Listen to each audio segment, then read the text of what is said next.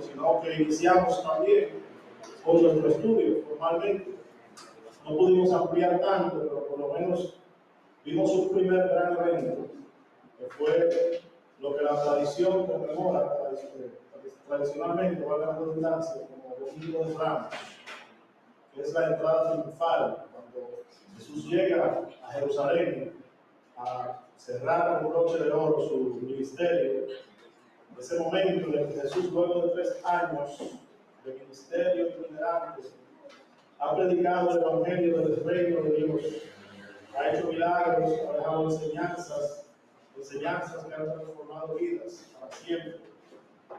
Llega a Jerusalén, es recibido como rey por la gran multitud, palmas, con gritos de aplausos, con cánticos de oración. Sin embargo, decíamos también que Jesús sabe a lo que va. Él sabe que allí le espera la cruz. Él no se deja distraer por el ruido de la multitud, sino que llega, como siempre, con su parsimonia habitual, sabiendo todo lo que hay aquí, todo el pueblo, la multitud, todo lo que hay en sus corazones. Llega montado un pollino, un asno joven, un pollino de asna, para que se cumpliese lo escrito por el profeta Zacarías, cuando dijo en su capítulo 9, versículo 9, alégrate mucho, hija de Sión, da voces de júbilo, hija de Jerusalén, he aquí tu rey vendrá a ti, justo y salvador, humilde, y cabalgando sobre un asno, sobre un pollino, hijo de asno. Eso lo dijo el profeta Zacarías en el Antiguo Testamento. Y en ese domingo, en esa entrada triunfal, se cumplió esa profecía. Eso obviamente fue el domingo. Ahora, sin más preámbulos, sin más contexto, vamos a ver qué ocurrió el lunes y el martes.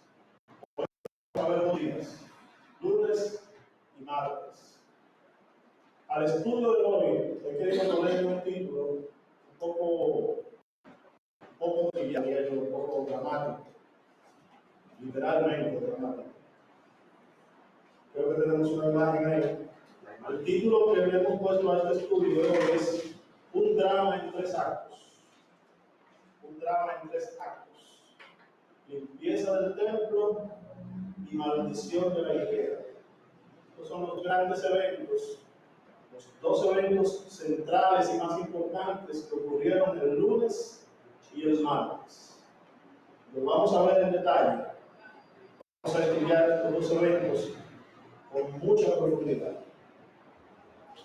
En el teatro, en el arte en sentido general, el arte narrativo, en la literatura, en el cine, en los guiones de cine, pero especialmente en el teatro, en la teoría del teatro, se pueden dividir las obras en actos. Digamos que el teatro, así lo hace. Y esos 3 actos, por lo general, se conocen con nombres de preparación, confrontación y resolución o desenlace. Aunque lo que vamos a ver hoy no es ficción, no es una obra teatral, no es una novela, no es una película, no es un guión de una película, sino que son historias reales que ocurrieron y están registradas en la Biblia. Sin embargo, vamos a hacer una analogía entre estos hechos que vamos a estudiar hoy y los 3 actos de una obra, porque el evangelista Marcos, que es muy sistemático en la forma de narrar, su evangelio es breve, pero su estructura es sumamente interesante. El evangelista Marcos nos presenta esta narración como si fuese una obra de 3 actos: preparación o planteamiento, confrontación o nudo argumental y, por último, una resolución o desenlace. Vamos a empezar por el lunes. ¿Qué ocurrió el lunes, luego de esa entrada triunfal? El lunes de esta última semana de Jesús ocurren 2 grandes eventos en los que se nos muestra algo muy particular: la ira de Jesús. lunes es un día de ira. No puede negar que el lunes. Y en este lunes de ira, este lunes de confrontación, ocurren dos actos. Uno de ellos simbólico y el otro no tanto. El primer acto es una parábola actuada. Ya he tenido la oportunidad de predicar sobre este mismo hecho aquí, en este púlpito, pero hoy lo vamos a ver un poquito más en detalle. Esa parábola actuada es un milagro que realiza Jesús, muy diferente a los demás milagros que está acostumbrado a realizar, porque en vez de sanar, en vez de restaurar, este milagro es para destruir. Es un milagro de destrucción y juicio. Se conoce con el nombre de la maldición de la higuera estéril. Ese es el primer gran evento que ocurre el lunes de la última semana de Jesús. El segundo gran evento, el cual está directamente relacionado con la maldición de la higuera, es la limpieza del templo, la purificación del templo. Un acto donde Jesús pone de manifiesto su ira santa, una ira justificada. La ira por sí misma, la ira en sí misma no es un pecado. Si no, Dios fuera un pecador. Y sabemos que no lo es. Que Dios es capaz de sentir ira. Es el objeto en el cual depositas tu ira, lo que hace que se convierta o no en una ira pecaminosa. Entonces, estos son los dos grandes eventos que vamos a ver. A esta primera parte he llamado preparación, haciendo una analogía de los tres actos de una obra. Primer acto, preparación, la maldición de la higuera estéril. Le voy a pedir que me acompañe al Evangelio de Marcos en su capítulo 11. El Evangelio de Marcos, capítulo 11, y vamos a leer a partir del versículo 12. En esta ocasión hasta el 14, luego seguiremos leyendo. Pero vamos a empezar leyendo del 12 al 14. Marcos 11, del 12 al 14. Dice así la palabra de Dios a través de su siervo, el evangelista Marcos, discípulo de Pedro. Al día siguiente, cuando salieron de Betania, tuvo hambre. Está hablando de Jesús aquí. Tuvo hambre. Y viendo de lejos una higuera que tenía hojas, fue a ver si tal vez hallaba en ella algo. Pero cuando llegó a ella, nada halló sino hojas, pues no era tiempo de higos. Entonces Jesús dijo a la higuera: nunca jamás coma nadie el fruto de ti. Y lo oyeron sus discípulos. Bendita sea la palabra de Dios. El pasaje inicia con una expresión, la expresión al día siguiente. Esto es, al día siguiente de la entrada triunfal, es decir, que ya es lunes. Y luego nos ubica geográficamente, nos dice que están saliendo de Betania. Betania está bien cerca de Jerusalén, al este de Jerusalén, ¿no? 3 kilómetros. Luego nos dice que Jesús tiene hambre, que vea una higuera.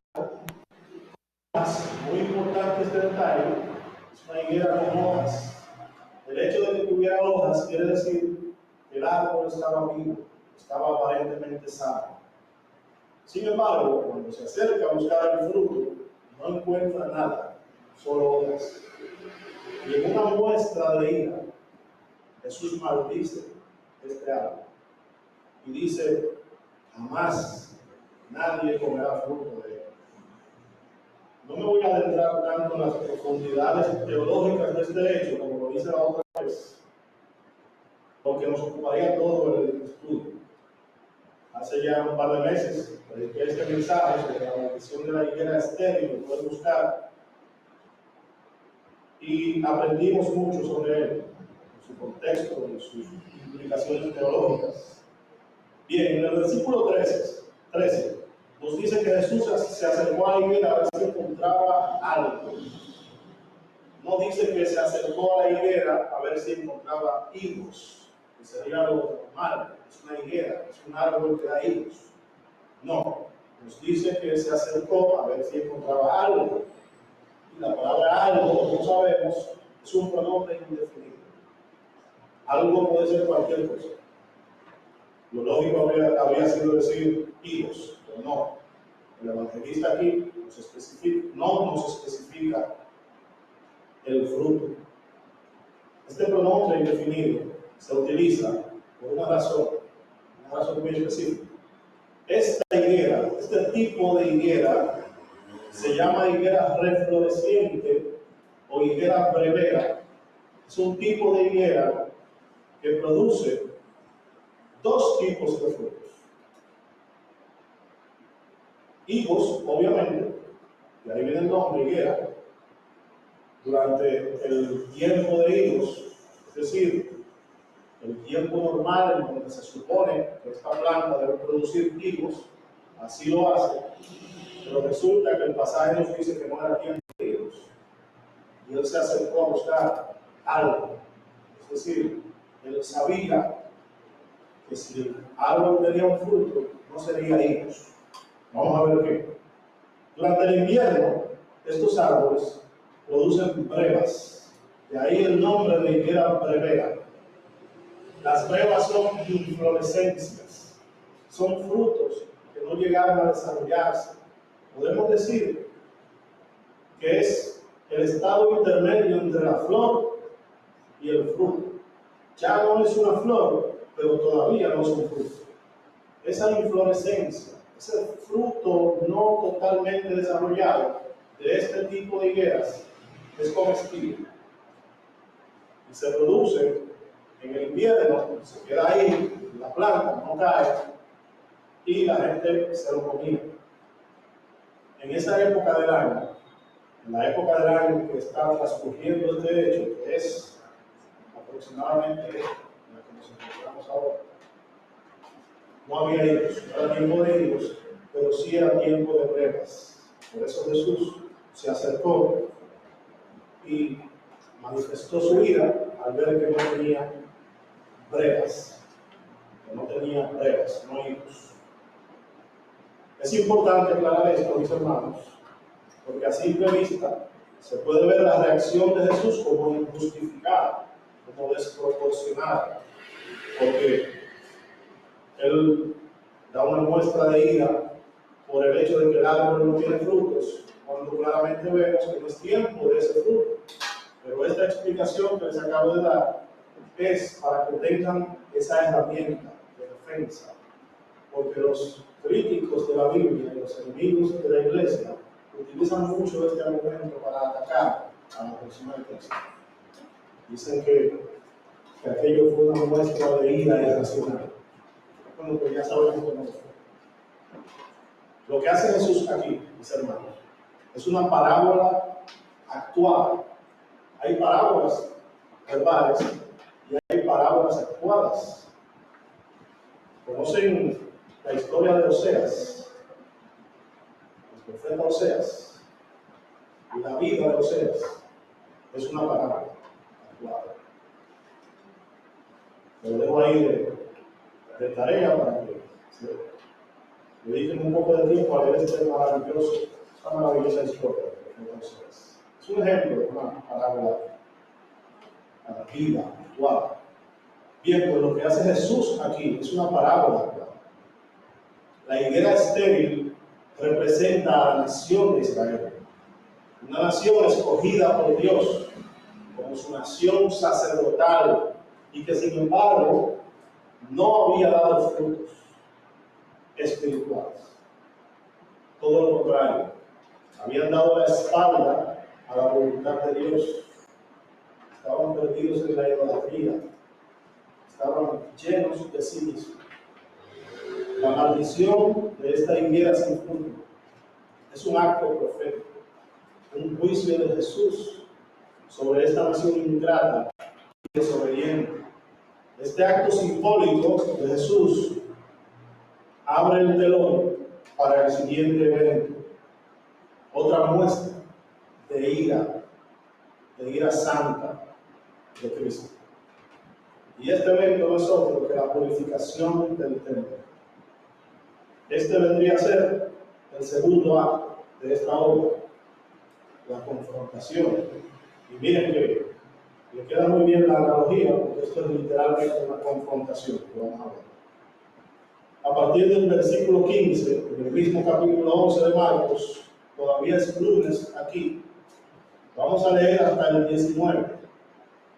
Dice: vinieron pues a Jerusalén, y entrando Jesús en el templo, comenzó a echar fuera a los que vendían y compraban en el templo, y volcó las mesas de los cambistas, subrayar la palabra cambistas, y las sillas de los que vendían palomas, y no consentía que nadie atravesase el templo llevando utensilio alguno, y les enseñaba diciendo: ¿no está escrito, mi casa será llamada casa de oración para todas las naciones?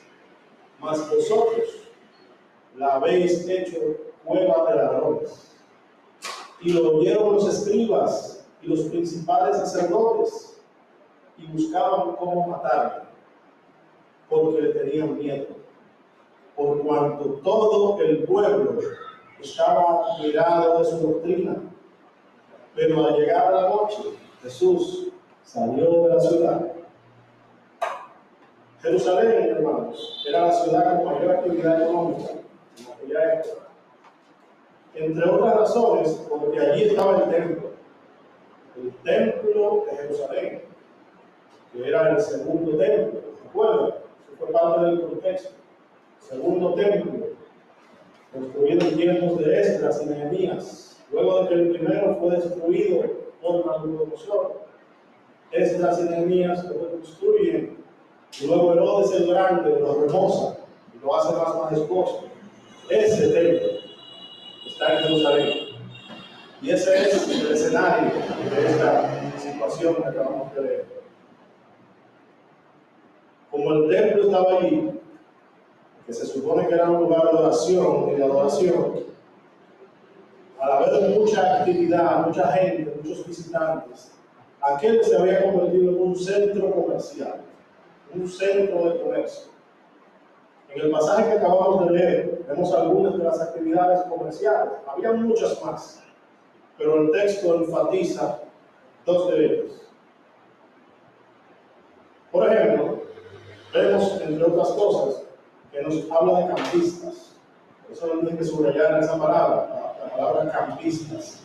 Personas que se dedican a cambiar monedas. Una moneda de una nación por otra de otra nación. Eso existe incluso hoy en día. Las famosas casas de cambio. Cambistas, ¿pero por qué? ¿Por qué había cambistas en el templo? Bueno, vamos a ver un poquito más de contexto, es necesario. La semana pasada, en la introducción, dijimos que el ministerio de Jesús ocurre durante una época de un gran imperio, ¿lo recuerdan? El imperio romano. Entonces, como la nación estaba bajo el dominio de este imperio romano, por ende, la moneda de circulación era la moneda romana, obviamente. ¿Recuerdan aquella escena? Denme una moneda. ¿De quién es esta cara? El César.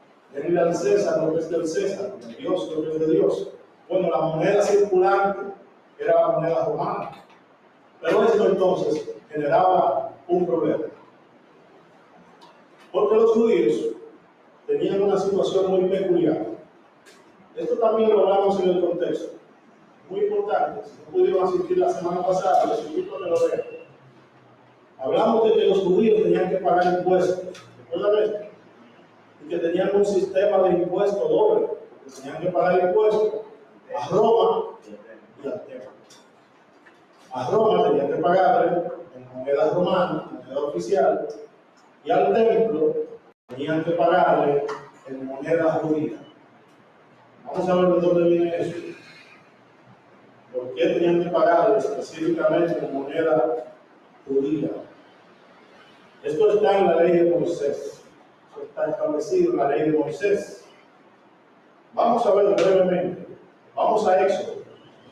Libro de Éxodo. Segundo libro de la Biblia. Capítulo 30. Éxodo 30. Me gustaría que todos lo busquen. Todo el que tenga su Biblia, búsquelo.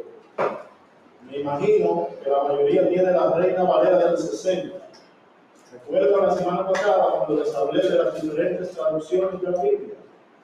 Les dije que en este estudio nos íbamos a apoyar en diferentes traducciones para una mejor comprensión. Bueno, pues llegó ese momento.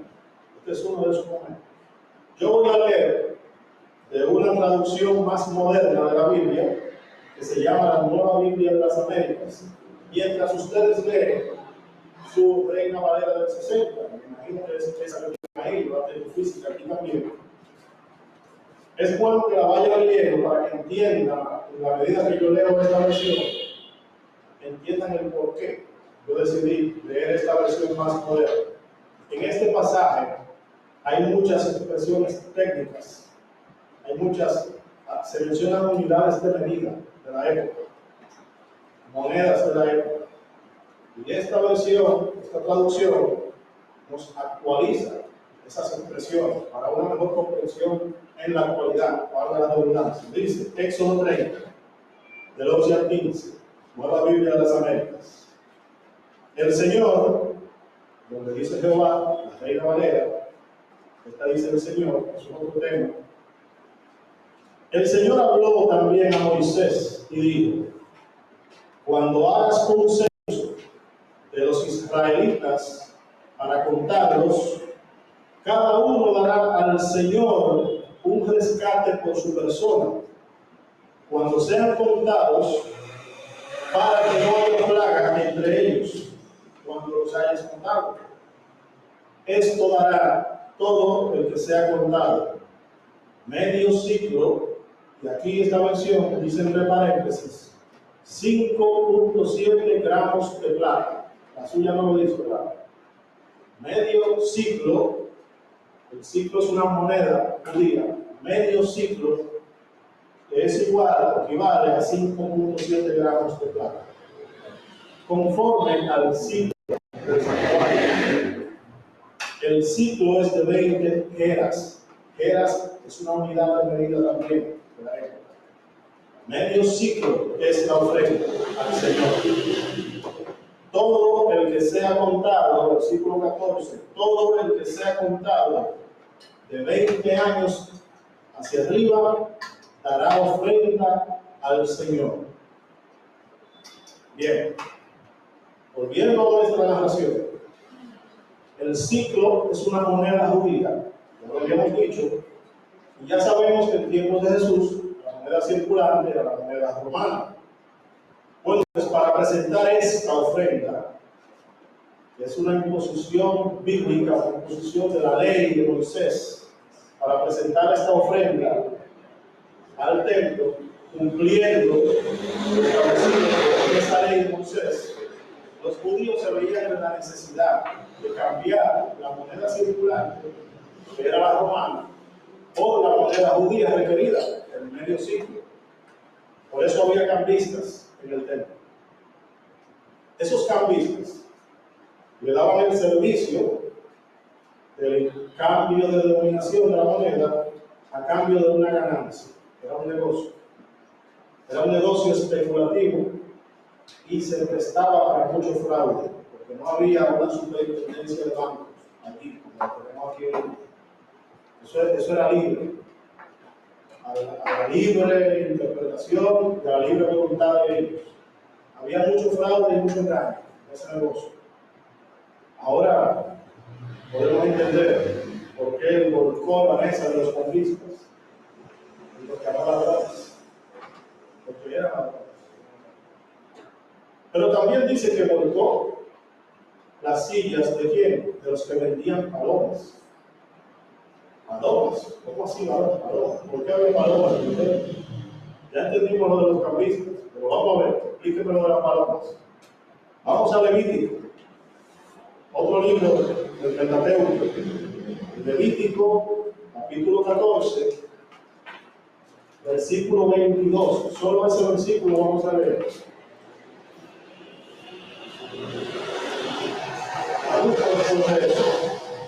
Levítico 14, y aquí yo voy a leer en la Valera del 60, ni la Nueva Biblia de las Américas. Voy a leer otra traducción diferente, que se llama la Nueva Traducción Viviente. Esto yo lo estoy haciendo deliberadamente, ustedes van a entender cuando yo empiece a leer. Este versículo habla de los sacrificios que debían ofrecerse para la expiación de los pecados. Estamos hablando del tiempo de Moisés. Dice así el versículo 22, Levítico 14. La ofrenda también debe incluir 2 tórtolas o 2 pichones de paloma, según sus posibilidades. Una de ellas deberá ser usada para la ofrenda por el pecado y la otra para la ofrenda quemada. Al templo, mis hermanos, venían personas de todas partes de la nación y también de fuera de la nación a ofrecer sus sacrificios y pagar sus tributos. Judíos de nacimiento venían desde donde estuviesen a cumplir con eso, con esa ley mosaica. Especialmente lo hacían en los tiempos en los que se celebraban las fiestas. Había muchas fiestas y en esos tiempos especialmente había mucho tráfico, mucha gente, mucho flujo de personas. Aquel se había convertido en un lugar turístico.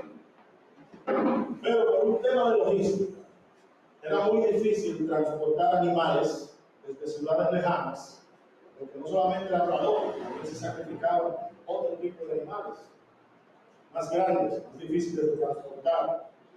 Como se dificultaba el transporte de estos animales, era más fácil comprarlas allí, en las instalaciones o en los alrededores del templo. Esto provocaba una situación de oferta y demanda. Y los comerciantes, obviamente, aprovecharon esta situación para la especulación y para el fraude.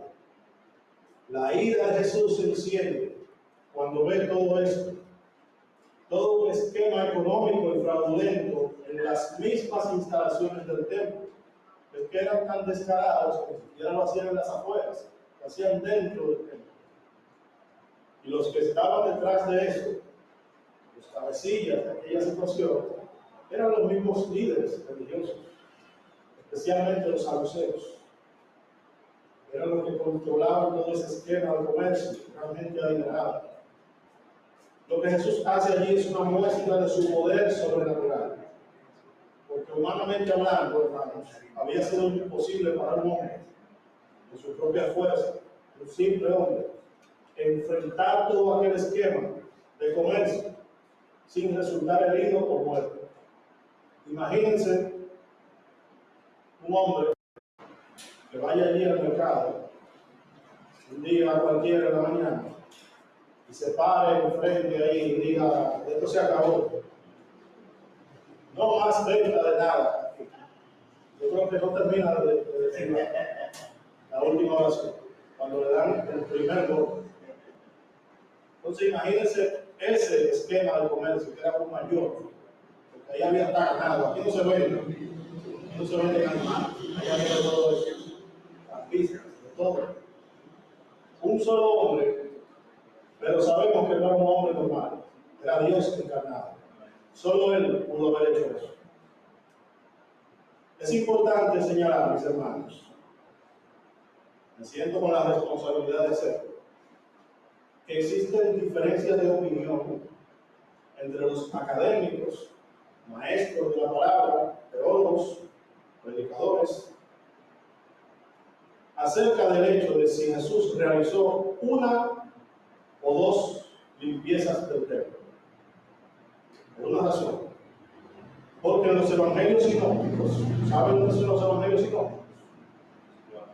Mateo, Marcos y Lucas. Esos Esos tres evangelios, los tres primeros, son los llamados evangelios sinópticos. Sinópticos significa algo así como ver juntos. Es decir, que si usted despliega esos tres evangelios en una pared, usted puede leerlos de forma paralela, porque los eventos los van narrando prácticamente en la misma cronología, narra casi exactamente los mismos eventos, con una que otra pequeña diferencia. Pero Juan es un evangelio totalmente diferente. El evangelio de Juan, como siempre digo, es especial y es único en su clase. Por eso no es un evangelio sinóptico. En los evangelios sinópticos, Mateo, Marcos y Lucas, este hecho, la limpieza del templo, está narrado de forma paralela. Es decir, los tres coinciden casi exactamente en el contexto de la última semana de Jesús, que es lo que estamos estudiando ahora. Sin embargo, en el evangelio de Juan, y ya sabemos que es diferente y especial, aparece una limpieza del templo, muy parecido a esto, por parte de Jesús, pero no en la última semana de su ministerio, sino precisamente al inicio de su ministerio. Y eso está en el capítulo 2 del Evangelio de Juan. Se los dejo de tarea, los invito a que lo lean. Lean también las versiones o los pasajes paralelos de los tres evangelios sinópticos en donde se habla de la limpieza del templo. Comparen los contextos, saquen sus conclusiones y no se sientan mal si se encuentran un hermano que tiene una opinión distinta a la de ustedes. Existen diferentes interpretaciones.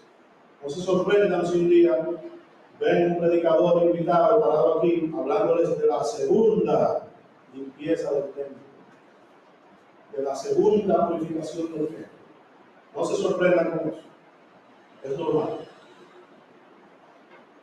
No vamos a entrar en detalles sobre este tema, es un tema bastante amplio, no tenemos el tiempo. Además, nos saldríamos de la temática del estudio. Simplemente sentí que era mi responsabilidad aclararles esto, para que después, si se topan con otra explicación por ahí, o si alguien les habla de la primera y la segunda limpieza del templo, no tengan un choque de ideas, no se sorprendan, que eso no sea piedra de tropiezo. Bien, cuando Jesús hace esta limpieza del templo, de la que estamos hablando aquí, sea como sea que fuese la segunda, o que Juan y los sinópticos estuviesen hablando de la misma, no vamos a entrar en esa controversia. Cuando Jesús hace esta limpieza del templo de forma tan iracunda, acusando directamente a los que propiciaban esta actividad de haber corrompido el templo, los escribas y los principales sacerdotes. ¿Recuerdan quiénes son los escribas y los principales sacerdotes? ¿Cómo se les llama a ellos también? ¿El qué?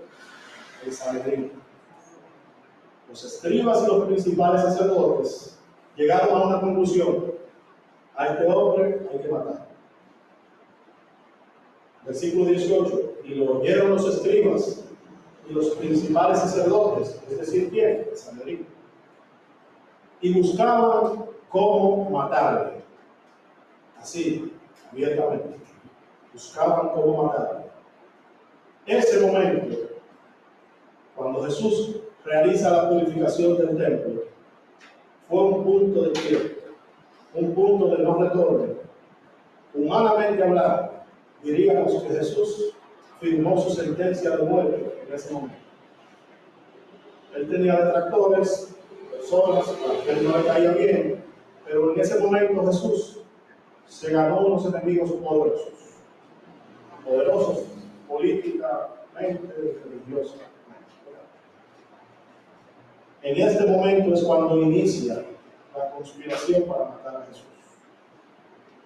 porque se había metido con sectores económicos poderosos de Jerusalén. Vamos al tercer acto de esta obra, la resolución o el desenlace. Marcos 11, el mismo Marcos 11, pero vamos a leer del 20 al 26. Marcos 11, del 20 al 26.